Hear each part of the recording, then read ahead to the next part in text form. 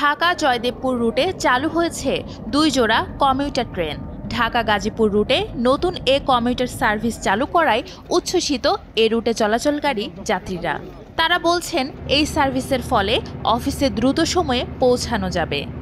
জয়দেবপুর গাজীপুর চৌরাস্তা এলাকায় যেসব লোকজন আপনার ঢাকা চাকরি করে বা জব করে, তাদের জন্য এটা খুবই ভালো। কারণ হচ্ছে তারা সব সময় বাসে যাতায়াত করে।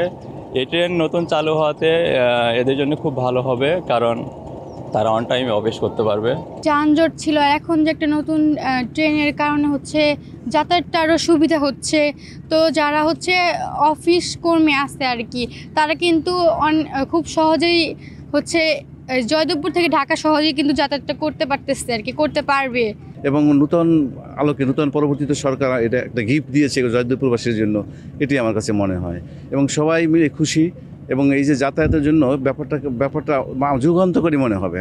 আসলে কতটা যে হ্যাসেল হয় সেটা যারা ভুক্তভোগী একমাত্র তারাই জানে। আমরা যারা অফিসে যাওয়া আসা করি আমরা জানি। তো এটা আমাদের জন্য আসলে অনেক উপকার এবং অনেক দিনের এক প্রত্যাশা পূরণ হলো বলে বলা যায়। তুরাগ কমিউটারের সাপ্তাহিক ছুটি শুক্রবার ও জামালপুর কমিউটারের শনিবার।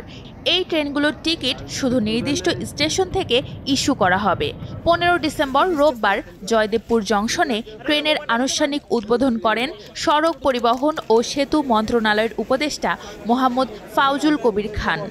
উদ্বোধন অনুষ্ঠানে রেল সচিব, গাজীপুরের জেলা প্রশাসক সহ রেলের কর্মকর্তারা উপস্থিত ছিলেন।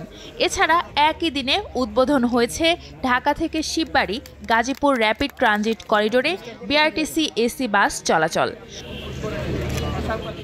প্রাথমিকভাবে 10টি বিআরটিসি এসি বাস গাজীপুরের Shibbari bus rapid transit terminal থেকে বিআরটি লেনে বিমানবন্দর পর্যন্ত এবং বিমানবন্দর থেকে গুলিস্তান পর্যন্ত চলাচল করবে। শিববাড়ি থেকে বিমানবন্দর পর্যন্ত ভাড়া 70 টাকা এবং শিববাড়ি থেকে গুলিস্তান পর্যন্ত ভাড়া 140 টাকা নির্ধারণ করা হয়েছে।